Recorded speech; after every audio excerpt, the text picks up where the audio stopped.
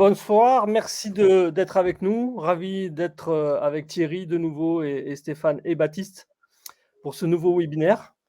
Donc, toujours, on est sur le même sujet. Donc, comment une rencontre avec Baptiste Michler, multiple championne de France du 1500 mètres hommes, qui a participé au JO de Tokyo. Baptiste va nous faire le plaisir, avec Stéphane, de nous donner toutes les clés de réussite de Baptiste justement pour se forger un mental d'acier pour dépasser ses limites et atteindre vos objectifs et réussir vos challenges.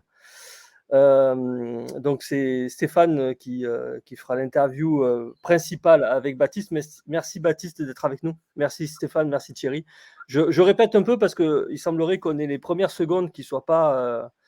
enfin, on a une coupure sur les 15e premières secondes, donc je papote un peu pour être live et que tout le monde entende le sujet de ce soir. Salut Thierry, salut Stéphane, salut Baptiste. Salut à tous. Salut. Bonsoir à tout le monde.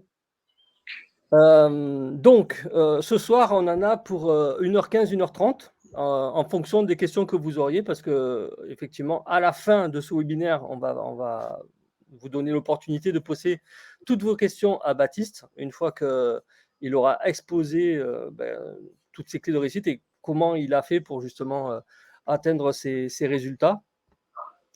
En attendant, donc 2 mots sur ODEBI.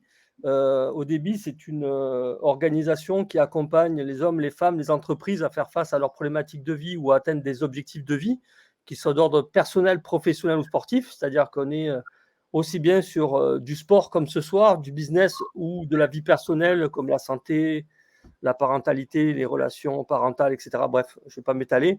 Mais ce soir, on est là sur la performance mentale avec un athlète de haut niveau, donc multiple champion de France de sa discipline, 1500 mètres hommes, et qui va nous donner tous ses secrets, on espère en tout cas, avec l'aide donc de Stéphane et de Thierry, qui sont co-animateurs avec moi-même, Yoann Duclos, dirigeant de ODEBI. Thierry, je te laisse la parole pour te présenter.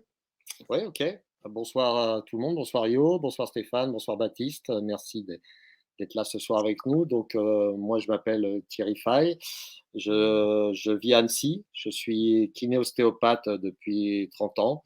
Et voilà, essentiellement dans le milieu du sport. Et à force de voir des athlètes blessés sur ma table et de beaucoup parler avec eux, ben voilà, je suis parti dans l'accompagnement mental, c'est-à-dire voilà, suite à quelques formations qui m'ont amené à être préparateur mental et coach mental chez ODEBI.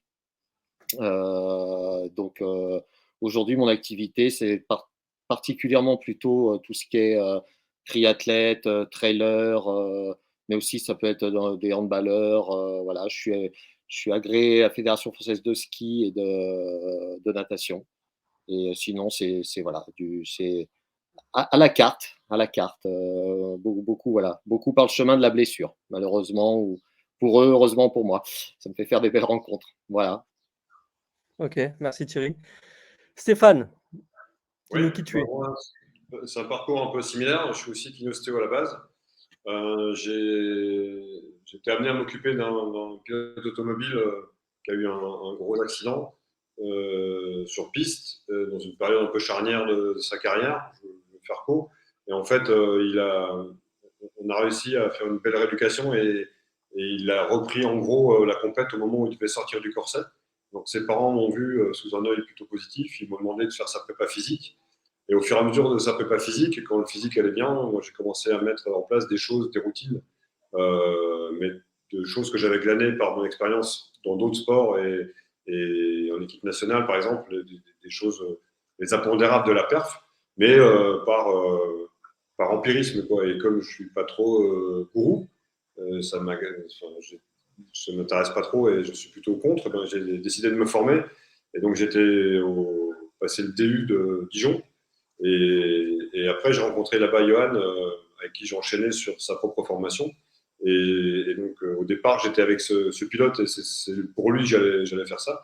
Et j'ai trouvé un monde passionnant et hyper intéressant. Et j'ai décidé d'en faire une partie de mon activité, qui représente maintenant à peu près un tiers de mon activité. Et voilà ce qui m'a amené à travailler avec Baptiste. Je suis également coach au débit, je suis APPI, donc validé par l'INSEP. Voilà, je m'occupe plutôt de sportifs individuels. Et voilà ce qui m'a amené à travailler, comme on va le voir tout à l'heure, avec Baptiste. Ok, merci Stéphane. J'avais oublié, effectivement, je m'occupe plutôt des perfs motrices au sein de débit. Et on s'en retrouvera, si les gens sont intéressés par mental d'acier, on se retrouvera à ce sujet-là, au sujet des perfs motrices, pendant la formation. Ok, merci. Ben, justement, tu as introduit la présentation de Baptiste. Alors, Baptiste, est-ce que tu peux te présenter en quelques mots, même si on va faire un gros zoom sur toi et comment justement tu abordes l'approche mentale? Voilà. Qui tu es, d'où tu viens, ce que tu as fait, voilà. Bonjour à tous. Donc ouais, comme vous l'avez dit, Baptiste Michler, j'ai 24 ans. Je suis athlète de haut niveau, donc sur les disciplines du demi-fond. Donc je fais pas mal de 1500 mètres, mais je fais aussi du 800 mètres. Donc l'an dernier, j'ai eu la chance de réaliser finalement la meilleure saison de ma carrière en décrochant un magnifique titre de champion de France élite, également décrocher ma place aux Jeux Olympiques de Tokyo. Tout ça, voilà, à l'âge de 23 ans. Donc, pour moi, c'est quelque chose quand même qui était assez surprenant. Et un an avant, jamais de la vie, j'aurais pu parier là-dessus. Et voilà, le pourquoi du comment, on se retrouve ce soir aussi pour en parler. Ça a été aussi de l'approche mentale qui m'a beaucoup servi. Un travail qu'on a fait avec Stéphane sur presque un an. Un peu plus, un an et demi, on va dire, sorti du Covid et qui m'a énormément aidé. Donc voilà, je suis athlète de haut niveau depuis une petite dizaine d'années. J'ai commencé très jeune la course à pied, donc mes parents sont anciens coureurs, donc il était un peu naturel que les enfants finalement se mettent à l'athlétisme, sans nous avoir poussé, hein, mais c'était un peu dans nos gènes, on va dire.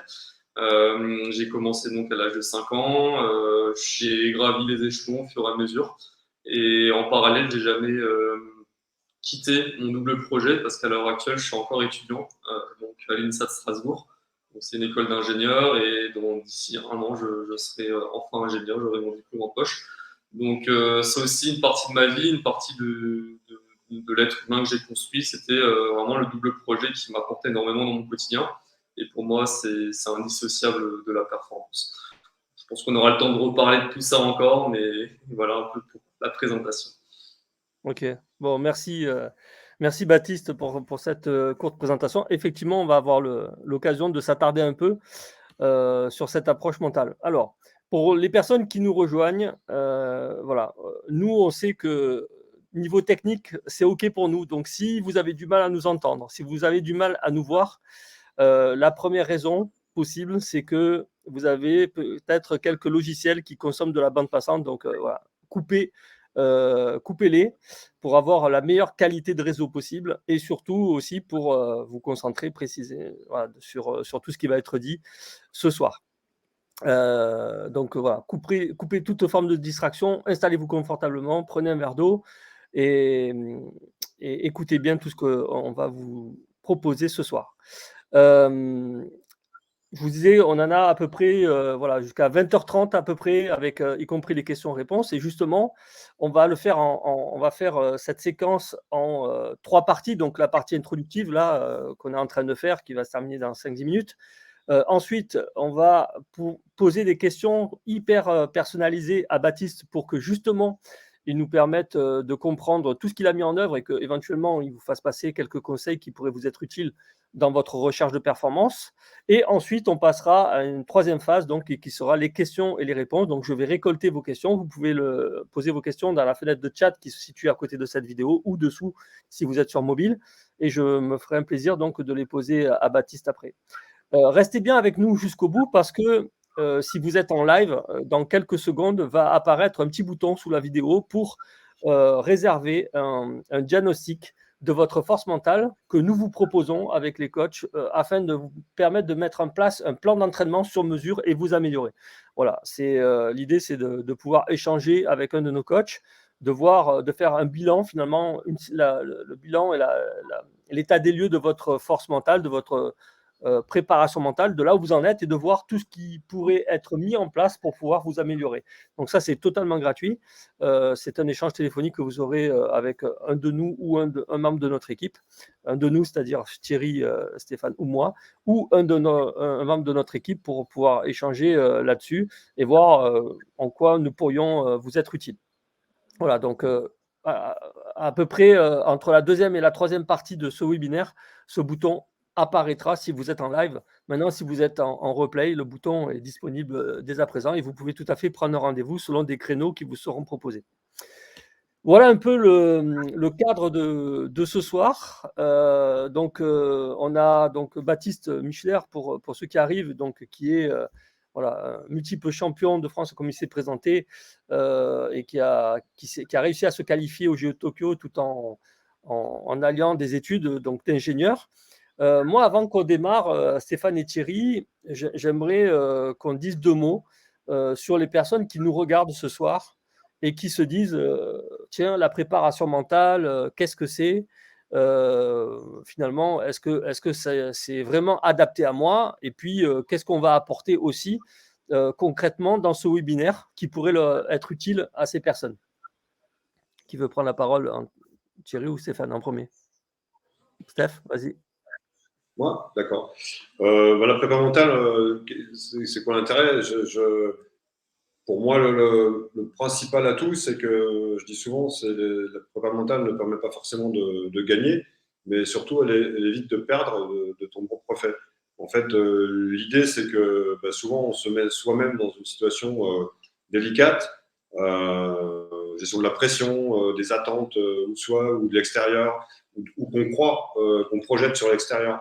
Enfin, tous des mécanismes qui dépendent plutôt de soi. On voit chez certains athlètes des récurrences qui sont liées plus à leur personnalité qu'aux événements qui arrivent.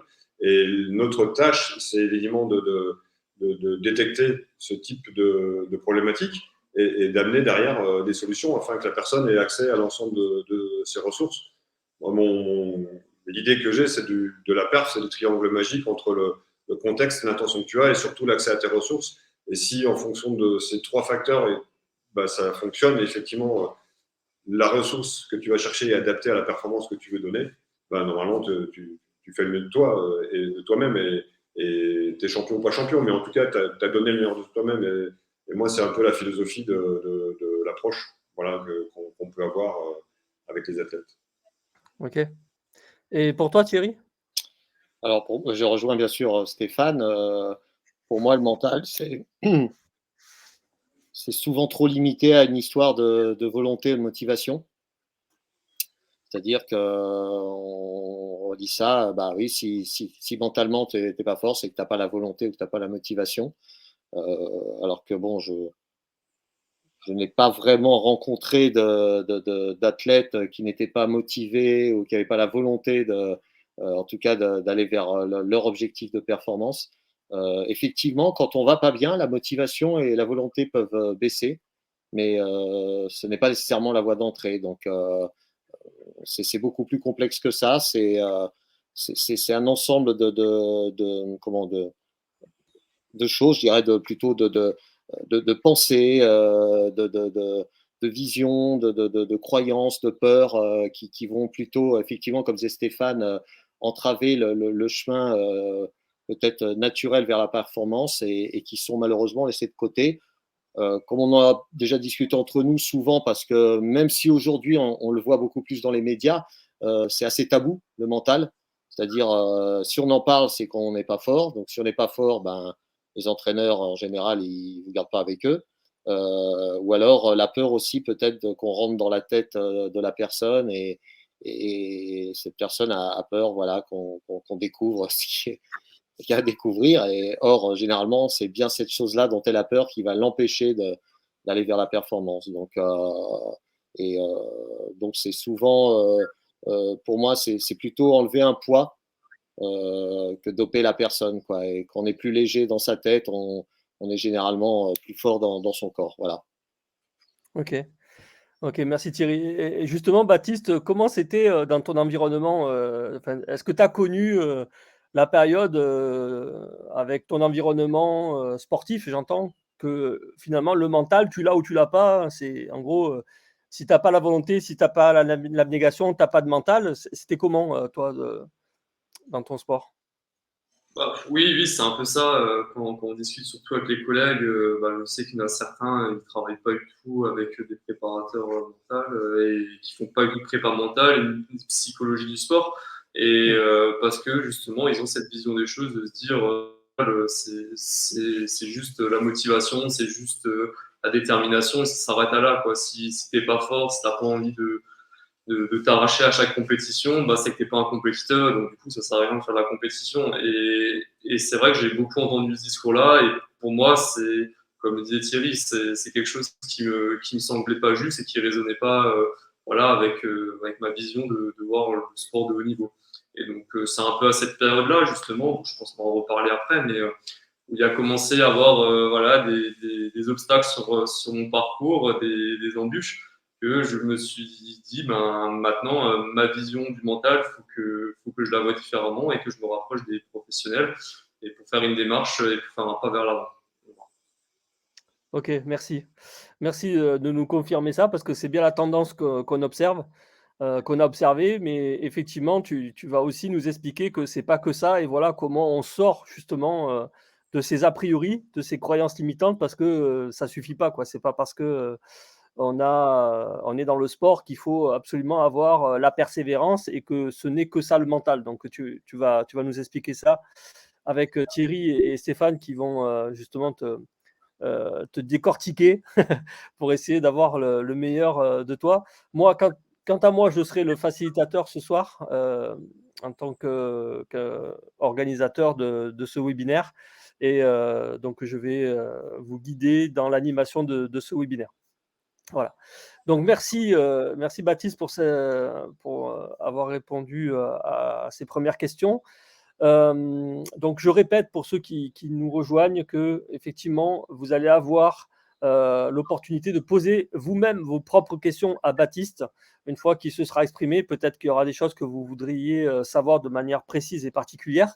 Donc, vous pouvez poser vos questions dans la fenêtre de chat et je transmettrai une fois qu'on aura passé la deuxième partie sur voilà, comment Baptiste a su mettre en œuvre tous les outils pour pouvoir performer, se qualifier et obtenir des titres de champion et être champion, voilà, du 1500 mètres notamment.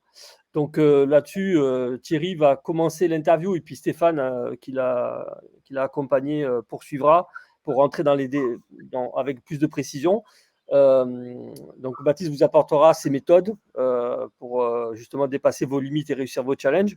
Et puis vous aurez aussi l'occasion de prendre un rendez-vous pour réserver un diagnostic de votre force mentale et voir comment vous améliorer et comment voilà, réussir vos objectifs avec un plan d'entraînement personnalisé que vous pourrez établir avec un de nos coachs en réservant tout simplement un rendez-vous en cliquant sur le bouton qui va apparaître sous cette vidéo si vous êtes en live et qui est déjà sûrement en ligne si vous êtes en replay, que vous voyez ce webinaire en replay. Voilà pour l'introduction. Donc Thierry, je te laisse démarrer cette interview sur la genèse et l'historique de Baptiste qu'il a amené à Stéphane, et puis Stéphane prendra la suite. Ok, merci Johan. Alors Baptiste, moi je ne te connais pas, enfin je ne te connais pas personnellement, hein, je suis suffisamment au sport pour savoir qui tu es, donc je suis ravi que tu sois là ce soir. Bon, ma première question aura été, mais comme tu l'as déjà répondu, c'est-à-dire comment tu étais arrivé au niveau de l'athlétisme, à pratiquer le 1500 mètres, hein, tu nous as expliqué qu'il y avait un contexte familial et que du coup, c'était presque naturel que les enfants se mettent aussi à l'athlétisme. Qu'est-ce qui t'a peut-être amené plus précisément vers le demi-fond comme ça?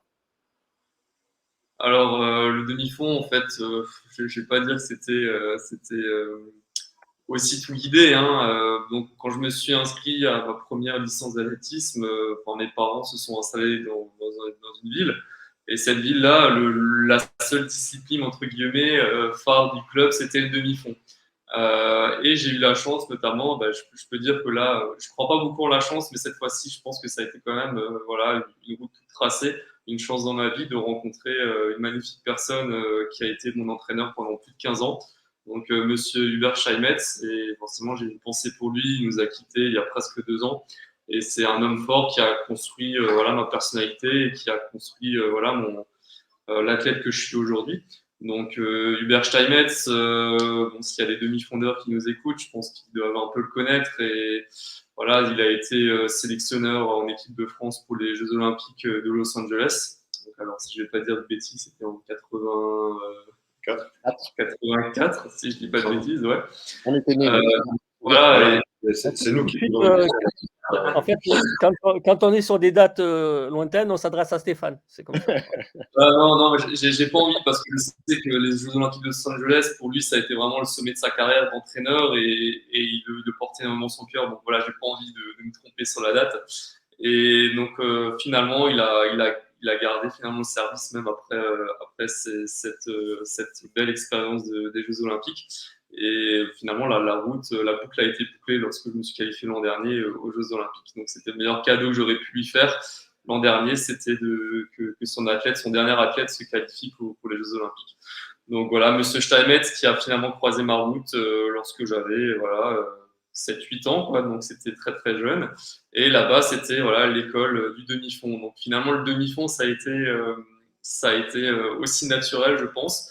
Après, j'avais des qualités physiques de base, un peu de talent, parce qu'il faut toujours un peu de talent, je pense, pour faire du très, très haut niveau, dans tout ce qui est voilà, sport d'endurance. Après, j'ai goûté à tous les sports, hein. J'ai fait du tennis, j'ai fait de la natation, j'ai fait du football pendant pas mal d'années aussi. Donc, je ne vais pas dire que je me suis que braqué sur ce sport-là, mais la destination demi-fond a été un peu tracée grâce justement à l'orientation du club dans lequel je suis toujours à l'heure actuelle. Donc là, cette année, j'ai pris ma 19e licence depuis que je commence. Voilà.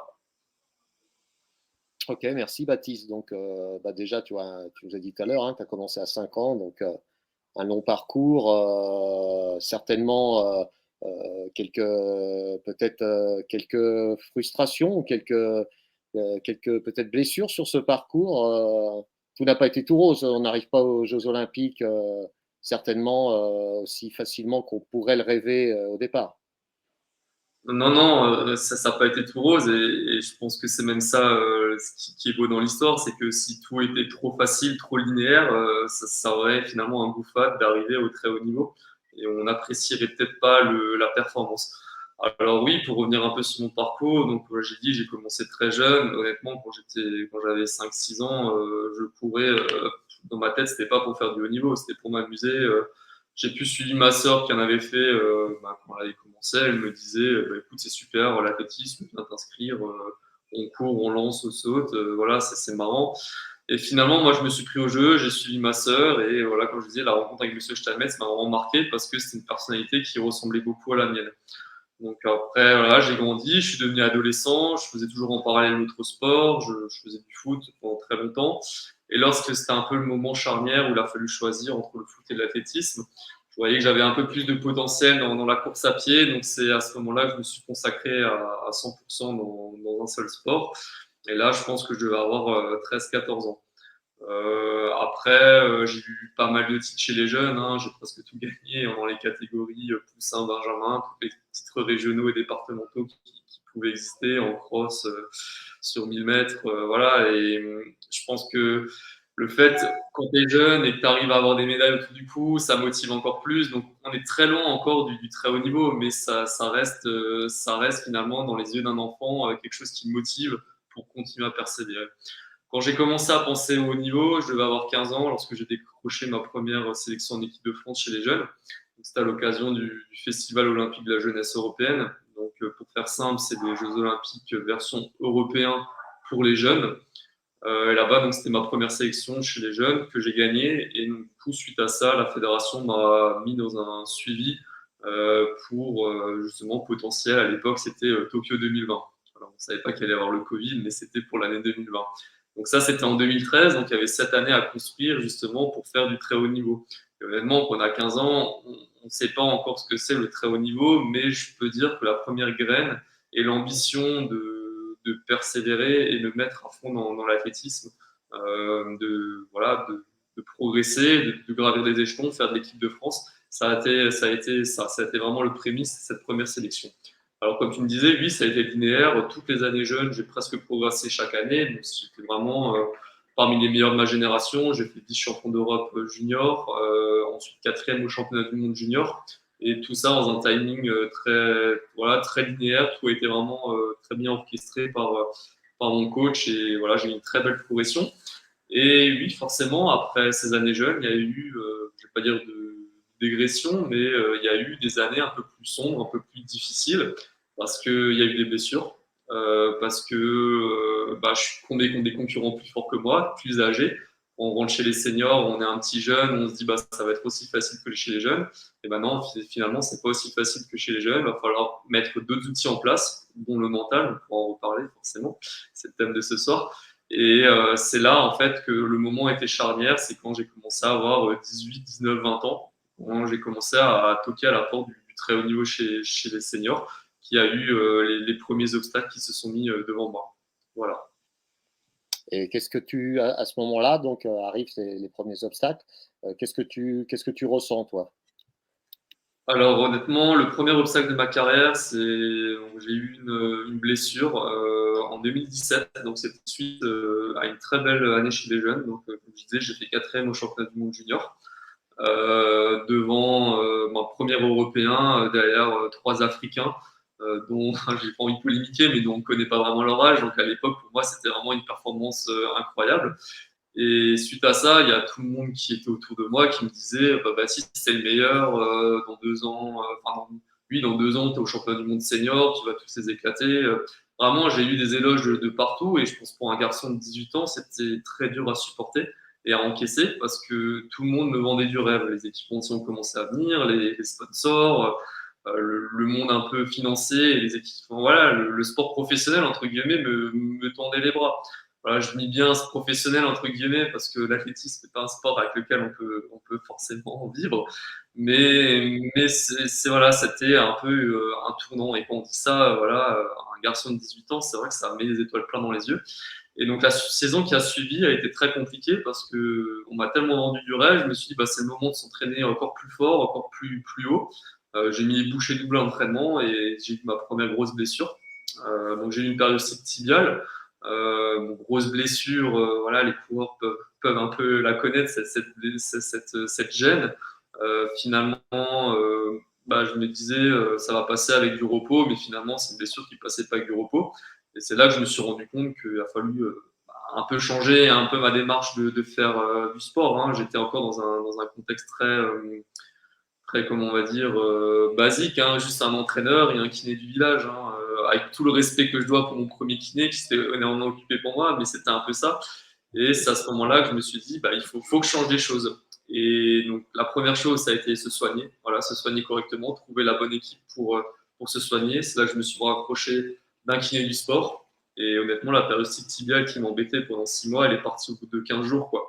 Voilà, donc c'est peut-être, on va se dire, mais pourquoi je m'en suis pas rendu plus tôt, ça a fait forcément des forces pour le parcours par la suite parce que j'ai appris de ces erreurs-là. Et la deuxième chose que j'ai fait, c'est que pendant cette période, je peux pas courir, je peux pas m'entraîner, j'ai tout le temps mal, je progresse pas.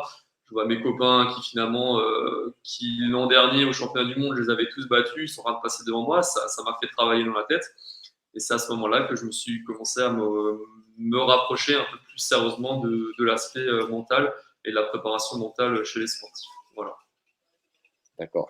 Et donc, à ce moment-là, tu dis, donc, suite à cette première blessure, donc il y a eu d'autres blessures aussi, c'est ça, tu veux dire, parce que tu parlais de première blessure.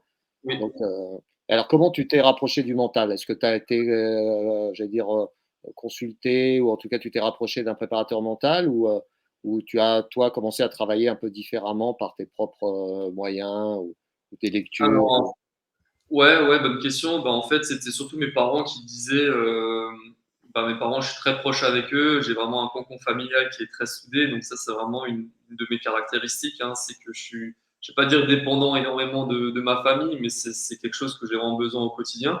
Et quand ils voyaient que j'étais pas bien et que je pétais des câbles, hein, tout simplement, parce qu'on est tous humains, on n'est pas des machines. Même si on est des athlètes de haut niveau, ils m'ont dit ça serait bien que tu ailles voir voilà, un psychologue du sport. Et moi, je me disais, mais ça, c'est pas pour moi. Voilà, c'est ce qu'on revient au début. Il y en a beaucoup qui disent la prépa mentale, enfin, la prépa mentale, la psychologie du sport, c'est que pour les gens qui sont malades, quoi. Et finalement, non, c'est là que je me suis rendu compte à ce moment-là que c'est utile même pour les athlètes qui sont en bonne santé et qui sont performants. Donc, je me suis rapproché sur l'ordre de mes parents et un peu de mon entourage d'aller consulter. Ils m'ont dit, ça ne coûte rien d'aller consulter, hein. Tu vas voir, si ça ne te plaît pas, bah, tu arrêtes, quoi. Et finalement, donc, je me suis rapproché d'un psychologue du sport qui a fait un très bon travail et j'ai tout de suite réussi à trouver les déblocages. Voilà, et c'est comme ça un peu que j'ai entamé ma démarche pour travailler sur la prépa mentale et la psychologie du sport. Voilà. D'accord. Donc un parcours plutôt que le questionnement pour toi, ça a été plutôt autour de la blessure qui a entraîné frustration, alors baisse de performance parce que pas d'entraînement effectivement et la concurrence qui semblait te dépasser alors que jusqu'à là c'est-à-dire tu dominais un petit peu cette concurrence nationale, européenne, voire même mondiale de ton âge, en tout cas pour celles qui étaient de ton âge. Voilà, et donc tu vas voir ce psychologue, t'entreprends un travail, et du coup, qu'est-ce qui change pour toi là? Alors, honnêtement, sur la saison, ça n'a pas été la meilleure saison de ma carrière, ça, faut le dire. Le début a été très, très chaotique avec la blessure. Mais ce qui change, c'est que j'ai quand même réussi à décrocher finalement les objectifs que je m'étais fixés. Il y avait aussi des sélections ces années-là. Et j'ai quand même réussi avec les moyens que j'avais, avec les pépins, la blessure, les remises en cause, à finaliser la saison et à avoir des résultats qui étaient plus qu'honorables. Donc cette année-là, j'ai réussi quand même à faire 5e au championnat d'Europe espoir, donc finaliste. Même si honnêtement, je visais le podium, mais je me dis avec le parcours, avec ce que j'ai eu, c'était quand même une très belle performance. Mais les résultats, ils n'ont pas suivi cette année-là, ils ont suivi l'année suivante, parce que l'année suivante, je savais complètement comment aborder finalement la saison. C'est comme ça que ça s'est fait. Honnêtement, ce qui m'avait manqué, en fait, le passage entre ces années jeunes qui ont très bien marché et le début chez les années seniors, qui a impliqué la blessure et un peu ses remises en question, c'est que j'avais perdu un peu l'insouciance que j'avais quand j'étais chez les jeunes. Chez les jeunes, on s'en foutait finalement, je ne vais pas dire on s'en foutait du chrono, mais on s'en foutait qui allait sur la ligne de départ, on ne se connaissait pas trop, il n'y avait pas tous ces enjeux médiatiques et des sponsors, hein, je peux le dire, des fois ça me met un peu de pression. Tout ça, je ne connaissais pas, j'étais hyper insouciant, hyper relâché dans ma tête et je me dis, voilà, je fais mon truc et je repars, si ça ne marche pas, tant pis. Et c'est un peu ça qui a commencé à me travailler et il a fallu que je trouve voilà, les réponses un peu aux questions qui me taraudaient un peu dans la tête. Voilà. D'accord. Merci de toutes ces précisions. Donc là, je vais laisser la main à Stéphane. Je vais juste faire un petit peu, essayer de faire le lien. Donc là, tu consultes ce psychologue du sport. Les résultats semblent suivre, alors pas immédiatement, comme tu le dis. Et là, c'est intéressant parce que les résultats suivent. Et en fait, tu nous expliques encore, malgré tout, tu vas chercher un petit peu plus loin pour encore comprendre, apporter de nouveaux éléments pour avoir une performance peut-être durable, éviter les blessures. Et est-ce que c'est ça qui t'emmène à consulter Stéphane? Alors Stéphane, je l'ai consulté un peu plus tard, justement aussi suite à une blessure. Alors au début, c'est dans le cadre de l'ostéopathie parce que j'avais voilà, une blessure qui voulait pas vraiment partir. Que je me suis fait, je crois que c'était au niveau de la hanche. Hein, j'ai eu un blocage pendant une compétition. Donc j'ai même pas pu courir enfin si j'ai fini la course, mais ça s'est réveillé à l'échauffement.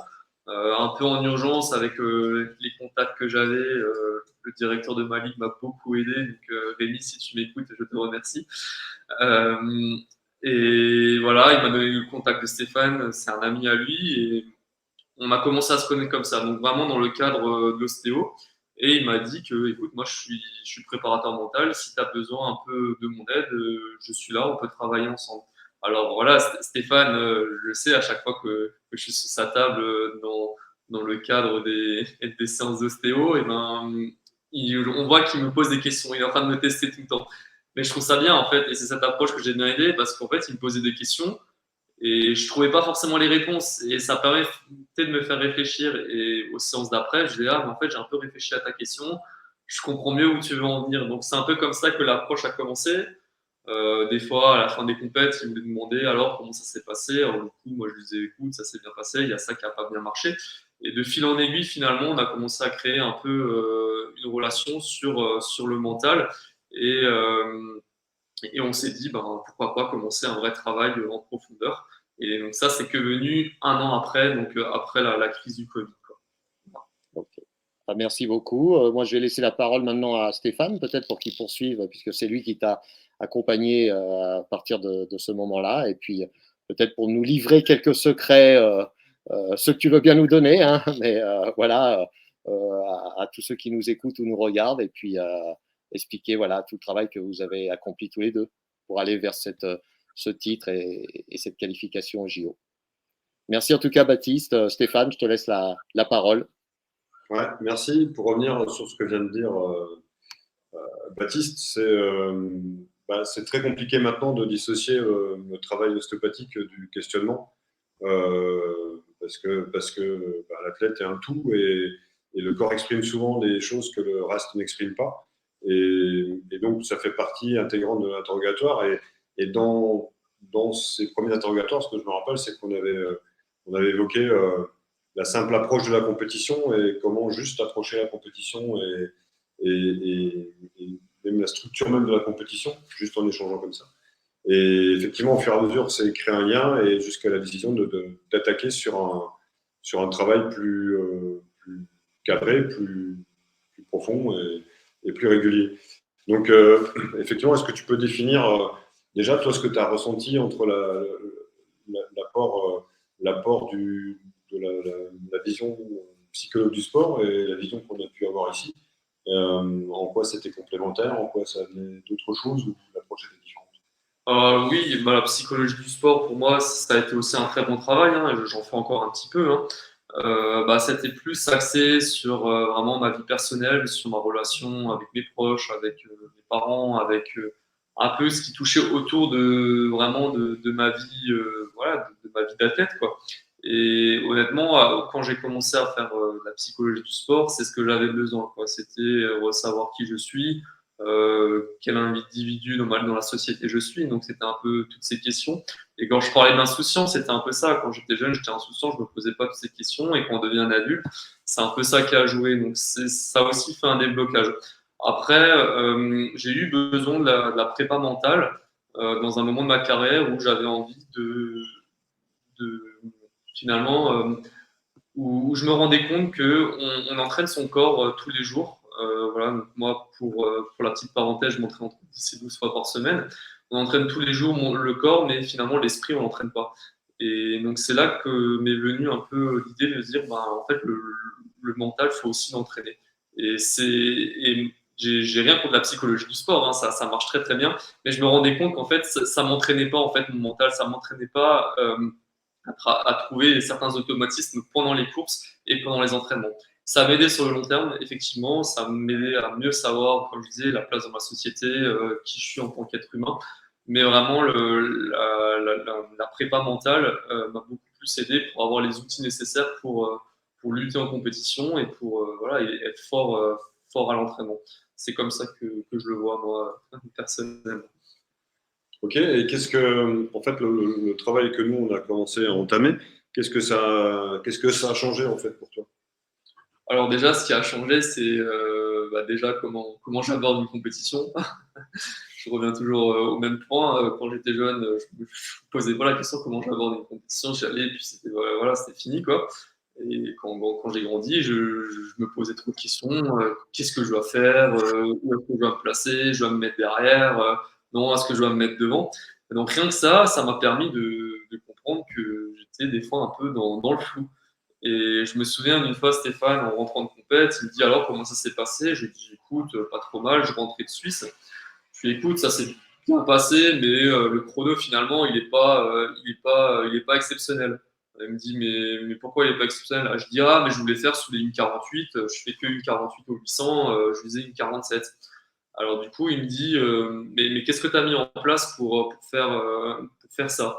Alors je lui ai dit tout de suite, fallait, voilà, c'est déjà le premier mot, il fallait que je passe temps et temps au premier 400, ensuite il fallait que je relance et il fallait pas que je craque. Alors rien que ça, voilà, maintenant j'en rigole parce que je sais que c'est pas comme ça qu'il faut que j'aborde une compétition à l'heure actuelle. Et Stéphane, il m'a réussi à me faire prendre conscience que la seule question que je dois vraiment me poser avant une compétition, c'est comment. Comment tu fais pour atteindre tes objectifs? Comment tu fais pour tirer le meilleur de toi-même en compétition? Et le comment, ben, j'ai pris du temps à savoir y répondre. Et le jour où j'ai compris, c'était en rentrant dessus justement à cette compétition, un échange de textos, je lui ai dit comment, c'est relâchement, passion, envie, détermination et, euh, et sans calculer surtout le résultat. Et là, c'était la bonne réponse, bingo, sans calculer le résultat. Et il m'a dit Alléluia, t'as enfin compris ce que je veux dire depuis plus d'un an, quoi. Et depuis ce jour-là, ça a changé. Je me suis dit, je me suis mis dans une autre démarche en compétition et j'ai commencé à voir différemment quand je me mets sur une ligne de départ. Voilà, je calcule plus. Lui, est-ce qu'il est meilleur que moi? Lui, est-ce qu'il est moins bon que moi? Est-ce qu'il a un meilleur chrono que moi? Il a déjà fait ça à l'époque. Pour le battre, il faut que je fasse ça. Compteur à zéro. Comment je vais faire pour tirer le meilleur de moi-même? Et c'est comme ça que les performances elles sortent derrière. Justement, alors, à ce sujet, quel bénéfice tu as obtenu et pour quel résultat? Alors oui, cette année-là, c'était en 2020 du coup. J'avais aussi changé d'entraîneur, comme je disais, Hubert est décédé en 2020, donc c'était un peu une période aussi un peu compliquée pour moi, retrouver un entraîneur, la confiance d'un entraîneur. Les premiers résultats, ils ont suivi, voilà, à la fin de cette année 2020, lorsque je rebats mon record sur 800 mètres, et ça faisait plus de 4 ans que je ne l'avais pas battu. Donc ça remontait aux âges jeunes, quoi. J'étais en senior et pendant 4 ans, j'arrivais pas à battre mon record sur 800 mètres. Et c'est parce que justement, j'ai réussi à mettre ça en place, quoi. C'était le premier jour où j'ai réussi à mettre toutes les étapes qu'on avait faites avec Stéphane en place. Après, il y a eu l'entraînement aussi, hein. J'ai changé ma manière de l'entraînement, mais j'ai aussi énormément changé ma manière d'aborder les compétitions. Ensuite, quelques semaines après, il y a eu les championnats de France. Malheureusement, cette année-là, je n'ai pas gagné, je finis deuxième, mais je suis totalement satisfait de ma course parce que comme le comment de la course, j'ai joué à 200% la course pour la gagner, sans me poser la question est-ce qu'un tel est meilleur que moi. Même si j'avais pas le meilleur chrono à l'arrivée, finalement, j'ai fini deuxième et j'étais en bataille pour la gagne. Et ça a suivi ensuite en 2021, pareil, un peu avec cette approche-là. Les compétitions se sont enchaînées. Et bon, je ne dis pas que toutes les compétitions ont très bien marché en 2021. Globalement, oui, mais c'était vraiment cette approche-là et cette manière de se dire le passé n'existe pas, le futur n'existe pas, l'instant présent, on met tous les compteurs à zéro et le comment on fait pour tirer le meilleur de moi-même, c'est vraiment ce qui m'a servi. Et ça a déboulé donc ensuite au mois de juin l'année dernière avec des minima pour les championnats, pour les Jeux Olympiques, un titre de champion de France qui m'avait manqué pendant plusieurs années, un champion de France élite, je le dis bien parce que j'ai été champion de France chez les jeunes, un titre de champion de France élite et une qualification pour les Jeux Olympiques. Et également un record personnel explosé l'an passé, quoi. Tu peux dire de combien là? Oui, je suis passé, voilà, quand je disais qu'on a un peu commencé à travailler ensemble avec Stéphane, j'étais à 3,36. Ça, c'était fin d'année 2020 et je passe à 3,32 en l'espace de 9 mois. Donc voilà, j'ai gagné 6 secondes sur mon record, quoi. Sur Avec le travail, voilà, évidemment, voilà. l'entraîneur, et voilà, c'est pas juste. Mais bon, voilà, l'ensemble de l'accompagnement fait que. Et pour revenir à ce qu'on disait tout à l'heure, l'accès aux ressources, en fait, une compète, ton attention dans la compète et surtout l'accès aux ressources qui est facilité. Et justement, alors, on voit là ce que ça permet d'obtenir, mais est-ce que ça permet d'éviter des choses? Qu'est-ce que ça t'a permis, toi, d'éviter, le fait de travailler dans ce sens-là? Qu'est-ce qui m'a permis d'éviter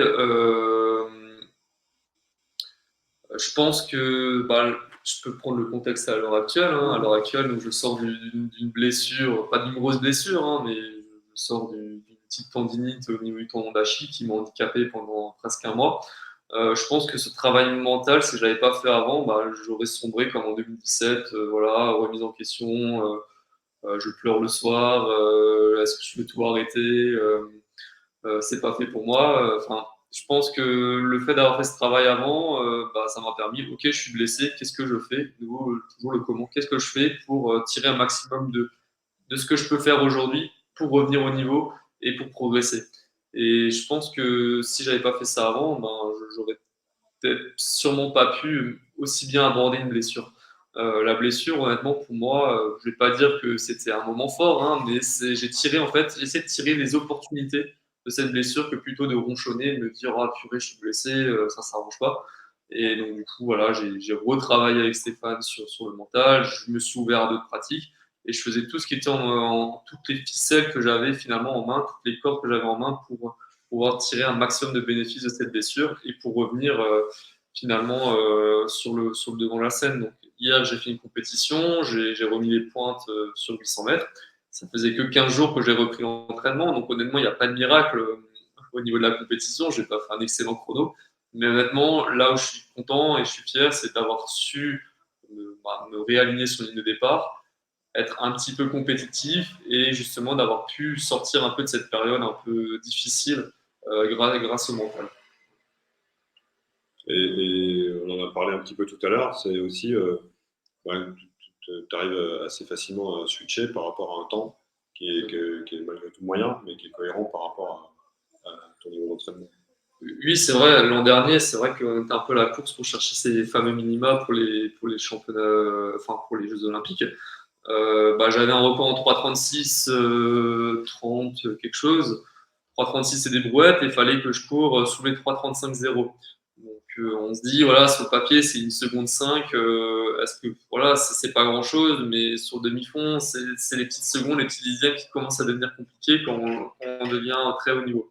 Et je me rappelle que l'an dernier, ça me tracassait un petit peu parce que, à fur et à mesure des compètes, on bouffe un petit peu d'énergie, un petit peu de jus à chaque compète, et on n'arrive pas à se rapprocher de ces fameux minima, et donc du coup, le temps avance, la période de qualification se réduit, on arrive bientôt à échéance, et c'est vrai que l'enchaînement des courses m'a pas trop plu, et c'est là que finalement, avec Stéphane, il m'a aidé, parce que je me rappelle des fois, c'était un peu compliqué, certains retours de compétition, mais on a réussi finalement, au fur et à mesure de ces enchaînements, c'est un peu de ces petites défaites, à justement, pour la suivante, se remobiliser et de savoir, OK, qu'est-ce qui n'a pas marché, pourquoi ça n'a pas marché, et comment je vais faire pour la suivante pour exploiter à fond mon potentiel.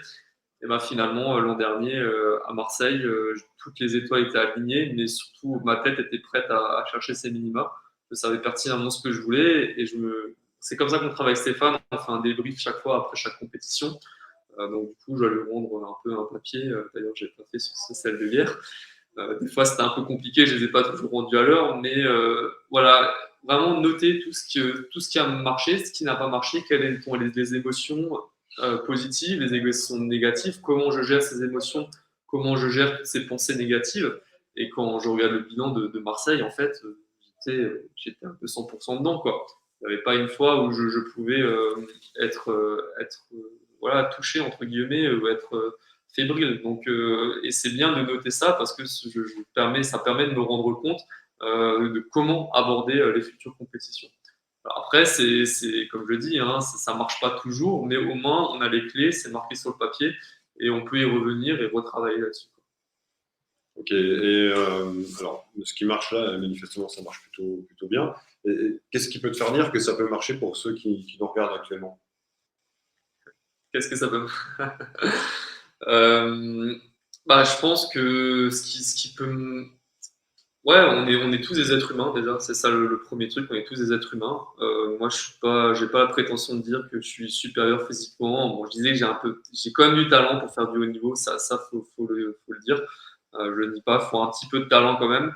Mais je pense qu'on a tous les capacités physiques et surtout au niveau mental pour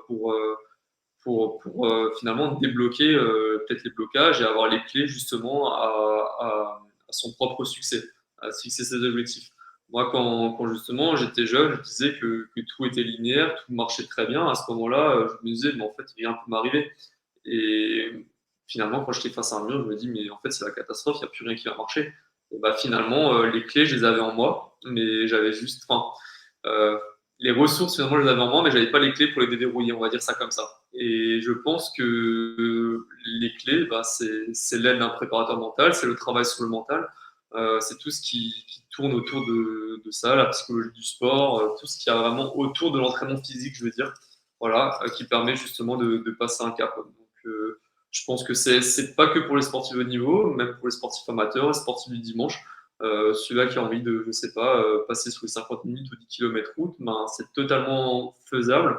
Et il suffit juste de trouver, en fait, diagnostiquer qu'est-ce qui bloque et trouver les clés et d'accéder à toutes ces ressources. Honnêtement, je pense que voilà, tout le monde peut y accéder et voilà. Après, je prends aussi un autre exemple hein, qui n'a rien à voir avec le sport hein, par rapport aux études. Moi, je sais, j'ai la chance de faire du haut niveau, donc je sais comment les examens, ça se passe. Enfin, j'arrive à mieux gérer la pression des examens, du stress, mais je vois que certaines personnes stressent énormément pendant des examens et d'autres qui sont énormément détendus, qui ne font pas de haut niveau comme moi et qui justement me disent, mais en fait, c'est parce que mentalement, j'arrive à être prêt, à savoir me poser les bonnes questions. Donc voilà, c'est dans tous les domaines, ça s'applique aussi. Et voilà, c'est pour donner un peu pas le contre-exemple, mais vraiment l'exemple de se dire que c'est pas que pour le sport de haut niveau. Quoi. Alors, comment toi, tu pourrais expliquer que malgré la motivation, malgré la meilleure volonté du monde, des fois, on n'arrive pas à atteindre ses objectifs? Bah ça, c'est la nature humaine, on va dire. Hein. C'est complexe. Je pense que c'est ce qu'on disait en introduction, le sport, le sport ou les objectifs qu'on se fixe, c'est pas que être déterminé, être motivé au quotidien, parce que moi personnellement, la motivation, elle varie d'un jour à l'autre. Je suis pas motivé tous les jours pour aller courir, je suis pas tous les jours motivé quand il pleut, quand il neige, quand il fait froid. C'est vrai que ça me donne pas envie, je suis pas forcément motivé.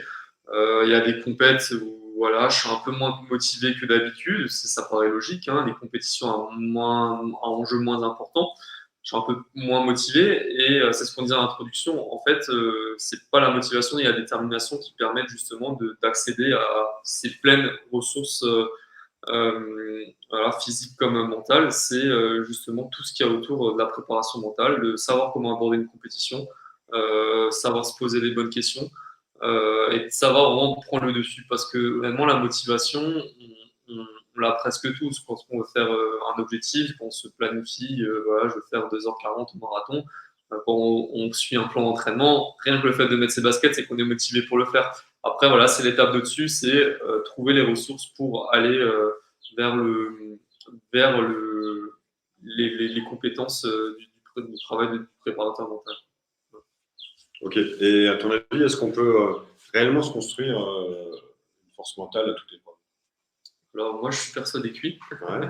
À l'heure actuelle, je l'ai pas. Oui. À l'heure actuelle, hein, voilà, même si j'étais au jeu, j'ai pas encore atteint le Graal. Et c'était une discussion qu'on avait avec Stéphane. Il m'a montré un article qui était dans l'équipe de joueurs de rugby. Je crois que c'était le 15 de France, qui avait fait un match exceptionnel pour son destination, je ne sais plus quoi. Et il disait, c'était l'entraîneur ou un des joueurs, il disait, honnêtement, c'est un jour où rien ne pouvait nous arrêter. Nous arriver. Je savais que quand j'allais frapper dans la balle, la pénalité, elle allait être dedans, même avant d'avoir frappé dedans. Quoi. Je savais que quand j'allais faire un appel sur l'aile, je savais que j'allais le sur la balle et je savais que j'allais marquer l'essai. Donc ça, c'est des moments de grâce, en fait, les moments de Graal qu'on peut avoir lors de sa carrière, mais qui n'est pas permanent. Mais c'est là les clés des avoir, c'est de l'avoir en permanence et d'avoir justement un mental à toute épreuve. Il y a certains sportifs, voilà, l'exemple des joueurs du 15 de France qui ont réussi à l'avoir par exemple, sur ce dernier tour à destination qu'ils ont réussi à remporter. Moi, l'an dernier, par exemple, je peux dire que j'avais une période vraiment mentale à toute épreuve, mais voilà, il y a des périodes aussi un peu moins bien. Et l'idée, c'est d'avoir en fait une stabilité au cours du temps et pour justement, comme au niveau de l'entraînement physique, avoir des pics de forme, des périodes où on va être pas un peu moins bien, mais à des périodes où on va faire un travail de fond, de qualité, pour justement miser sur les objectifs principaux. Et c'est comme ça que moi je vois la chose. Et sur le fait, c'est ce qui nous arrive nous, sur le fait, par exemple, de consulter un coach ou préparateur mental, mais que la personne ne t'accompagne pas en compétition. Est-ce que c'est un problème? Non, pour moi, c'est pas un problème parce qu'honnêtement, le jour où j'arrête sur la compétition, je sais ce que j'ai à faire. J'ai plus besoin de quelqu'un qui me dise pense à ça, pose-toi les bonnes questions, fais ci, fais ça. Pour moi, en fait, ça, c'est pas vraiment une très bonne démarche de la prépa mentale parce qu'on devient dépendant en fait de quelqu'un. Je pense que la prépa mentale, la psychologie du sport, c'est quelque chose qui vient de soi. Notre praticien, enfin notre professionnel vient nous aider, nous donner les clés, enfin vient finalement nous donner les cartes, retourner sur la table et c'est à nous de les retourner et à trouver les réponses finalement à nos blocages. Donc c'est comme l'entraîneur. Hein. L'entraîneur, bon, il va donner les dernières consignes, mais on va pas faire encore un entraînement juste 5 minutes avant la course pour être sûr d'être prêt. C'est la même chose. On va pas se réentraîner au mental juste avant d'aller en compétition. Donc voilà, l'entraîneur il est là parce qu'il doit prendre les chronos, mais honnêtement pour moi, je vois plus l'intérêt d'avoir le préparateur mental qui me dit ouais pense à ça, à ce que tu as pensé. Bon, peut-être que j'exagère un peu. J'ai déjà appelé Stéphane en dernière minute parce que j'avais besoin de quelques jeux de déblocage, mais c'est plus là qu'on va faire vraiment le travail de fond. L'athlète, quand il arrive, quand j'arrive en compétition, je sais vers où je vais aller et ce que je vais faire. Et honnêtement, il est déjà trop tard au moment d'aller sur la piste et se dire merde, quelle est la réponse à cette question, comment je dois faire. Il est déjà trop tard à ce moment-là. Donc voilà. Ok, et maintenant ça fait un moment qu'on travaille ensemble, est-ce que tu peux expliquer un petit peu comment ça fonctionne et sur quoi ça repose nos échanges? J'ai un problème technique, je reviens. Alors, sur quoi reposent nos échanges? Alors, au début, ça a été un peu la première séance, ça a été un peu qu'est-ce que tu attends de moi, qu'est-ce que tu veux faire, pourquoi tu viens me voir, voilà, c'est des questions très, très, très basiques. Et c'est vrai pour moi, ben, pourquoi je viens voir Stéphane, ben, c'est parce que, par exemple, j'ai plus envie de stresser en compétition. L'autre exemple, c'est ben, j'ai envie d'être parmi les meilleurs mondiaux. Voilà, c'est des questions comme ça, et Stéphane, il le note. Et après, au fil en aiguille, il me pose la question, mais comment tu fais pour être meilleur mondiaux? Alors, je lui réponds à une première question, bah, c'est être parmi les 12 meilleurs mondiaux. Euh, ok, comment tu fais pour être parmi les 12 meilleurs mondiaux? Ah, il faut que je m'entraîne. Ok, et comment faut que tu t'entraînes? Ah, il faut que je m'entraîne tous les jours. Ok, et pourquoi il faut que tu t'entraînes tous les jours? Donc voilà, des fils en aiguille, on va décortiquer, c'est comme une pyramide, et finalement, ou une pyramide inversée, on part de vraiment du tout haut, et c'est un entonnoir, et on va trouver vraiment le point sensible. Ah, c'est ici, c'est ce point-là, c'est cette question, c'est ça qui te titille. Et c'est sur ça qu'on va travailler. Donc, globalement, c'est un peu cette approche-là qu'on a. Après, on a aussi pas mal de mise en situation. C'est ce que j'aime beaucoup avec Stéphane, c'est qu'on fait des jeux de rôle. Alors, moi, par exemple, je sais que l'an dernier, je devais me trouver un personnage qui me représentait lorsque j'allais en compétition. Ben, spontanément, bon, sur un gros travail, hein, mais spontanément, c'est sorti de ma bouche, c'était gladiateur. Je ne sais pas pourquoi gladiateur sort de ma bouche. Bah, c'est quelque chose en fait que j'avais au fond de moi, peut-être qui vient de mon enfance, qui vient de, ouais, de mon subconscient, de mon inconscient. J'ai dit gladiateur. Et en fait, c'est quelque chose qui me marque maintenant. Dès que je dis gladiateur, je sais pourquoi je l'ai dit. Alors pourquoi gladiateur? Ben, en fait, pour moi, c'est je vais sur ma piste, je vais mettre mes pointes, je vais mettre mon maillot, je vais mettre mon dossard des pointes. Je sais qu'aujourd'hui, je vais me battre à la vie, à la mort pour donner le meilleur de moi-même. Après, ça vient aussi, que je le disais, j'ai un environnement familial qui est très fort. Donc, en fait, pour moi, le gladiateur, je l'ai su un peu après en travaillant avec Stéphane. Pourquoi gladiateur? Ben, en fait, c'est quelqu'un qui est fier de ses racines, fier de sa patrie, de vraiment l'honneur de se combattre pour les siens.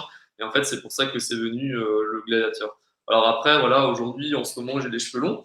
Et je sais qu'en compétition, bah, je les attache toujours comme ça derrière la tête. Et je sais que ben, lorsque je prépare mon dossard, mes pointes dans ma chambre, juste avant de descendre pour prendre la navette en compétition, j'attache mes cheveux. C'est la dernière chose que je fais avant de descendre. Je refais vraiment ma coupe de cheveux et en fait pour moi ça représente le gladiateur qui met son casque sur la tête. Donc voilà, c'est des symboles forts, c'est des choses comme ça qu'on travaille avec Stéphane et c'est assez ludique et très représentatif finalement de qui on est. Après, il y a d'autres approches qu'on a fait aussi, toujours un peu dans la parole, dans le jeu de rôle. Je devais me mettre à la place d'un proche, de quelqu'un qui me voyait de l'extérieur. Et c'est vrai qu'en se concentrant très fort, je disais des choses que je n'aurais jamais pu sortir de ma bouche parce que je me suis mis dans la tête d'un proche ou de quelqu'un qui me voyait de l'extérieur. Voilà, c'est le genre de choses voilà, que même à l'heure actuelle, je suis encore assez surpris des moyens qu'on a en prépa mentale pour faire sortir les déblocages et de trouver justement le point sensible, comme je disais, qu'on cherche voilà, à améliorer. Donc, et si, par exemple, il faut penser un peu aux personnes qui sont en face de nous, là, et si les personnes qui sont en face de nous mettent les mêmes choses en place, à mon avis, à ton avis, pardon, quel bénéfice observable, mesurable, on peut espérer? Alors moi, honnêtement, je ne suis pas à la place de tout le monde, hein, mais vraiment dans mon cas personnel, hein, c'est déjà le soir, je suis beaucoup plus détendu. Je sais que par le passé, je stressais beaucoup le soir avant une compétition et même au quotidien. Je me souviens, demain, purée, j'ai les cours, demain, j'ai un examen, demain, j'ai ça.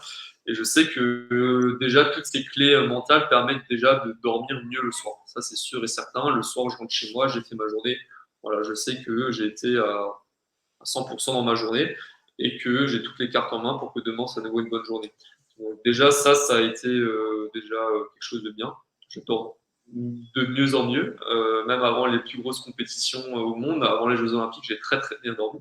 Même si le réveil était très matinal, j'ai très bien dormi. La veille de mes championnats de France, c'était un peu compliqué parce que c'était la première fois que je pouvais vraiment décrocher ce type de champion de France. Il y avait aussi la période qualification aux Jeux Olympiques. Je dis pas que j'ai super bien dormi, mais globalement, j'ai bien dormi. Donc ça, c'est la première chose. Je suis plus détendu au quotidien et je dors beaucoup mieux. Et après, c'est aussi la manière, je disais en introduction, de voir la vie, hein, de ne pas se considérer que ce que je fais, c'est un devoir, c'est une obligation. Déjà, rien que ça m'enlève un poids. Et quand j'étais un gamin, je me disais, gamin, quand j'avais un peu la période un peu sombre, un peu compliquée pour moi, où je trouvais pas ma place, pourquoi je fais ça, pourquoi je fais du haut niveau, je serais mieux d'être avec mes copains en train de sortir le soir. C'est toutes ces questions-là qui finalement ne tarotent plus dans ma tête parce que je sais ma place, pourquoi je fais ça et pourquoi j'ai envie d'aller de l'avant et sans me donner en fait, me dire que je suis une obligation. Alors moi, je le prends aussi dans le cadre de ma vie professionnelle, entre guillemets, d'étudiant. Des fois, on se pose toujours un peu ces questions, mais pourquoi je suis en train de faire ça, pourquoi je vais en cours, pourquoi j'étudie tous les matins, je me lève à 7 heures pour aller en cours, est-ce que ça me plaît, est-ce que ça me plaît pas. Et ça prend des discussions qu'on a eues récemment avec Stéphane. Des fois, je me demandais, mais je vais jamais réussir à faire mon double diplôme, pourquoi je fais ce double diplôme, ça m'énerve au quotidien, j'ai envie de faire du haut niveau. Mais en fait, de fil en aiguille, je me rends compte que finalement, si je fais des études, c'est parce que c'est pour mon équilibre, c'est pour mon bien-être. Et une fois qu'on a compris ça, c'est des questions qu'on ne va pas revenir au quotidien. Voilà, moi, je peux aussi l'adapter, pas que pour le sport, mais aussi pour la vie personnelle, dans votre métier, dans vos activités, dans vos loisirs, dans tout ce qu'il y a autour. Voilà. Ok, nickel. Bon, on a vu pas mal d'exemples, pas mal d'outils. Est-ce que tu peux résumer un peu ce qu'on peut vraiment avoir, ce qu'on peut vraiment obtenir si on arrive à se former ce type de mental, ce mental d'acier dont tu parles depuis quelques minutes? Honnêtement, moi, ça a été honnêtement de la confiance en soi. Je sais que je portais très loin. Le premier chose, c'était de la confiance en soi. Que ça soit voilà, manière d'aborder une compétition, mais de la confiance en soi aussi dans la vie de tous les jours. Donc ça, c'était quelque chose de très fort pour moi. J'ai toujours été quelqu'un de très timide et qui était un peu, voilà, un peu seul toujours dans mon enfance et que ça m'a toujours un peu pesé. C'est vrai, la manière d'aborder les gens dans voilà, l'extérieur, ça a toujours été quelque chose de compliqué. Donc rien que ça, d'avoir la confiance en soi, parce que grâce au sport, j'ai confiance dans ce que je fais dans mes compétitions, dans ma vie de tous les jours. J'ai gagné énormément d'assurance et de confiance en moi. Voilà, ça c'est la première chose. Qu'est-ce que ça peut m'apporter en plus la confiance, la sérénité, du relâchement. Et justement, ça m'a permis aussi de placer en fait des objectifs encore plus hauts de ce que je m'étais imaginé. C'est vrai que quand j'avais commencé le travail avec Stéphane, c'est vrai que j'avais envie d'aller au JO, mais c'est vrai, c'était dans un coin de ma tête encore. Je me disais, bon, c'est encore très très loin, j'ai énormément à progresser. Mais dès que je vois les étapes qui se débloquent les unes après l'autre, en fait, à chaque fois, je me remets un objectif au-dessus. Et c'est ça qui m'a permis en fait d'escalader jusqu'à mon rêve olympique. Juste pour la petite anecdote, moi, mon rêve olympique, c'était 2024. Ça n'a pas été forcément 2020, c'était un petit peu tôt pour moi. Et bah, finalement, en 2020, 2021, du coup, à cause de l'année Covid, ça a été une année exceptionnelle. Et jamais de la vie, j'aurais imaginé pouvoir débloquer ça. Et c'est justement le fait de se trouver des nouveaux objectifs tous les jours, de pouvoir progresser grâce à la mise en place des objectifs. Alors voilà, il y a certaines personnes qui disent oui, je me mets des objectifs, mais j'arrive pas à les atteindre. Alors ça, honnêtement, on peut aussi le voir en prépa mentale. Pourquoi j'arrive pas à mettre des objectifs? Eh ben, c'est qu'il y a peut-être un blocage, peut-être les objectifs sont trop hauts, peut-être que voilà, comme je disais, il y a un blocage quelque part. Mais c'est ça la vraie satisfaction, c'est qu'on arrive à débloquer un objectif, quelque chose qu'on s'est programmé, c'est qu'on peut voir encore plus haut. Et justement, on ne regarde pas trop en arrière. Si on regarde en arrière pour marquer le parcours, mais on arrive à viser toujours plus haut.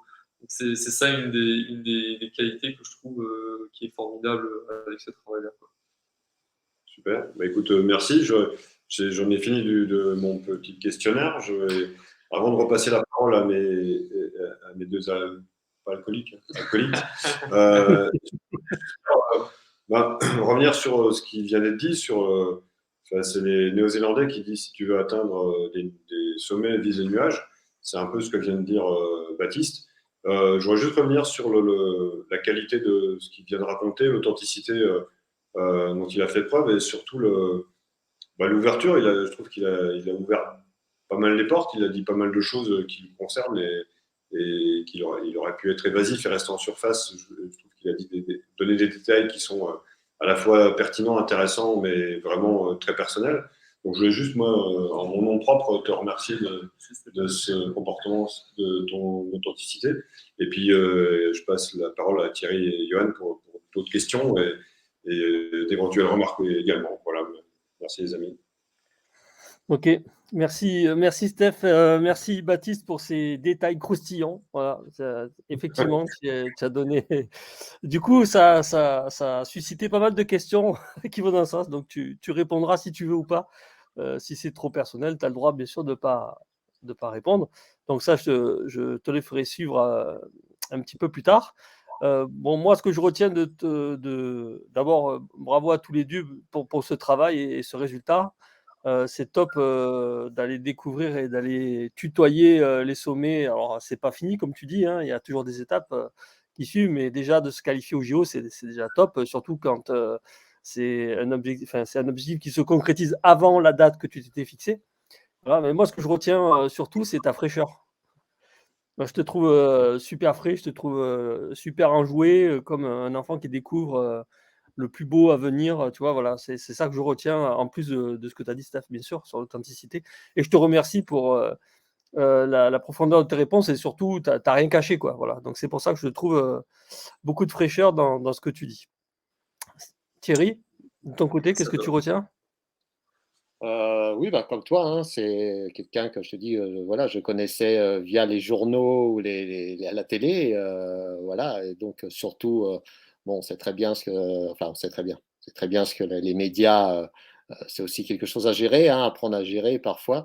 Oui, c'est exactement ça, c'est-à-dire cette fraîcheur, cette capacité aussi à ne pas se voiler la face. Aussi sur justement les bons ou les mauvais moments et surtout aussi à ce que tu as dit, alors sans employer le mot, si je me trompe, tu me reprends, c'est cette direction vers de l'autonomie, qui est quand même quelque chose aussi qui nous motive aussi et ça je suis content que tu en aies parlé parce que notre but, c'est pas que tu aies besoin de nous, quoi. Notre but, c'est vraiment que tu développes ton autonomie, comme tu dis, que tu ailles activer tes propres ressources et qu'effectivement, par moment, peut-être sur des moments un peu plus difficiles, tu retrouves le chemin de la maison de Stéphane.